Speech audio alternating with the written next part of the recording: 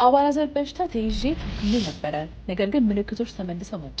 ምን ማድረግ ይሻለኛል የሚለው ጥያቄ ብዙዎችን የሚያሳስብ ጉዳይ ነው። ምልክቶቹ የሚመላለሱባቸው ዋና ምክንያቶችን እንመልከት።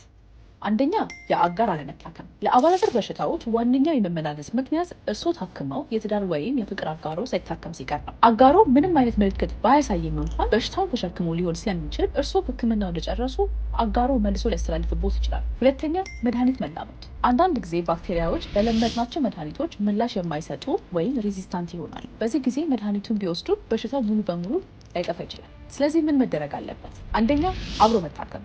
ማንኛውንም አይነት ህክምና ሲደረግ እርሶም ሆነ አጋሮ በተመሳሳይ ጊዜ መታከም አለባቸው። ሁለተኛ፣ ህክምናው መጨረስ። የህመም ስሜቱ ቢጠፋም እንኳን የታዘዘሎትን መድኃኒት እስከ መጨረሻው መውሰዱን ያረጋግጡ። ሶስተኛ፣ ድጋሚ መመርመር። ምልክቱ ከተመለሰ በራሱ መድኃኒት ከመግዛት ይልቅ ድጋሚ ወደ ጤና ተቋም በመሄድ ሌላ አማራጭ ህክምና መጠየቅ ይኖርቦታል። የበሽታው መመላለስ መፍትሄ አለው። ዋናው ነገር ከባለሙያ ጋር በግልጽ መነጋገር እና አጋሮንን በህክምና ውስጥ ማሳተፍ ነው። ማንኛውም ሀሳብ፣ አስተያየት ወይም ጥያቄ ካሉት በውስጥ መስመር የጽሑፍ መልዕክት ይላኩልኝ። ሁሌም ለጤናው